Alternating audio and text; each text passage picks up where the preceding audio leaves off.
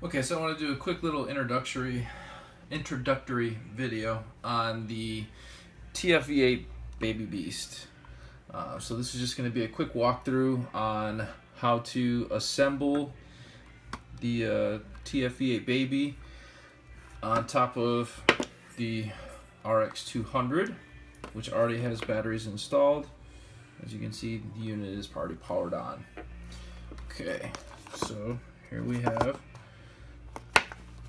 box.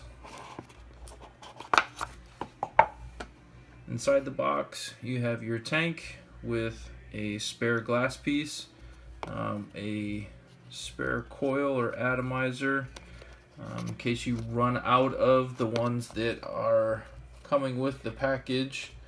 You can always resort to this guy here.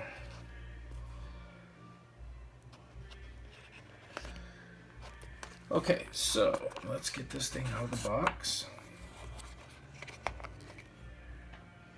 Alright, so here it is, TFV8 Baby Beast in the rainbow color. Now what we're going to want to do is twist from the base plate while pinching the glass and the top of the tank. What that's going to do is it's going to unscrew the base plate from the tank. Now you can see that the coil is still in there. So all we're going to do is just take and pinch a little bit. Now that guy's not wanting to come off of there. Alright, so we'll just take the glass all the way off, that's not a problem. Then grab the whole coil.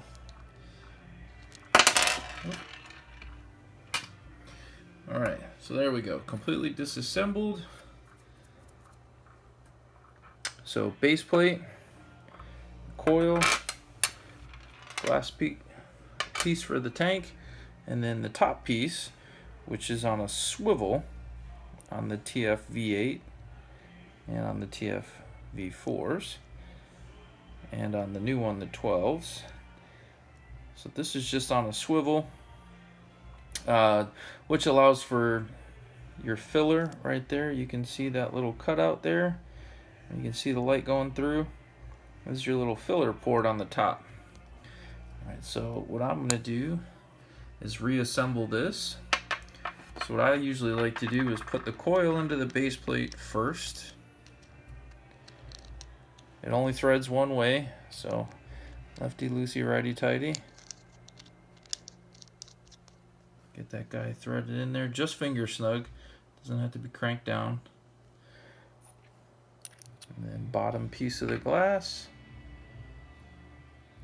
top piece, and then the top will screw right in to the coil.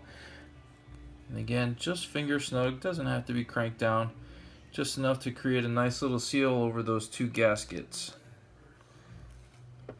So then what we're going to do is we're going to take our mod, just place the tank, back that up right on top there, so it makes a good connection. Again, just nice and snug, finger tight, so everything's seated on there. Now this is your airflow control, so you can loosen this guy up, and as I'm loosening it you can kind of see that hole get wider. And if I go the opposite direction, it starts to close it off. And you can adjust your airflow to your preference. I like mine usually wide open, just because that's the type of vapor production that I like to get. Alright, so on the top of this here, that swivel piece, this is where you're going to fill your juice from. So we take our bottle of juice. I'm not actually going to fill it, this is for a customer. Take our bottle of juice, undo the top,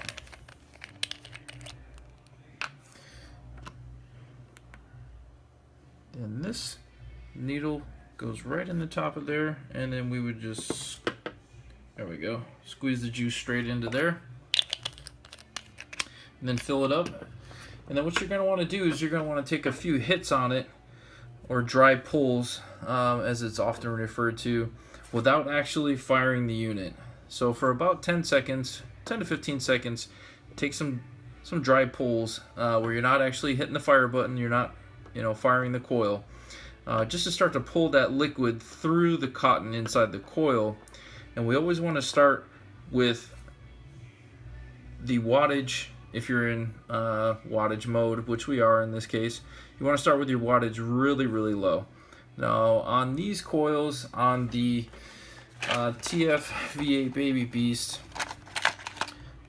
these are 0.16 coils, and these guys are good for, let's see, it says 50 to 110 watts, best enjoyed between 60 and 80. And it says that right on the inside of the coil. It's printed right on the coil itself. So what you're going to want to do is, like I said, start with it at about 20 watts or so, and then just slowly, after you've already taken some dry hits, then slowly fire it, vape on it. And then what you're going to do is you're going to slowly increase it. I usually go in 5-watt increments to prime the coil or to wick the coil.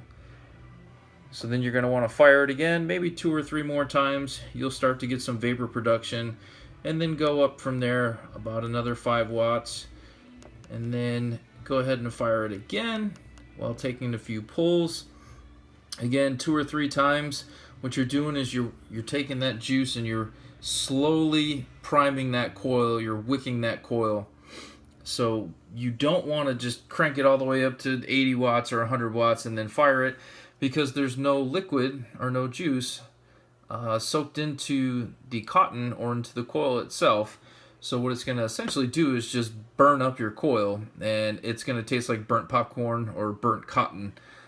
Alright, so what you want to do is, like I said, slowly start from about 20 or so watts, and then work your way up to about 45, 50 watts, and then you should be able to start to get some good cloud production, good vapor production, and you should get some flavor after that. Then after that, it's completely up to you. You can adjust your vape to, 60 watts or 110 watts in this case on the TF V8 Baby Beast.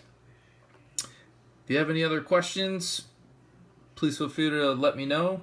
I'm always here to answer questions whenever. Thanks. Enjoy.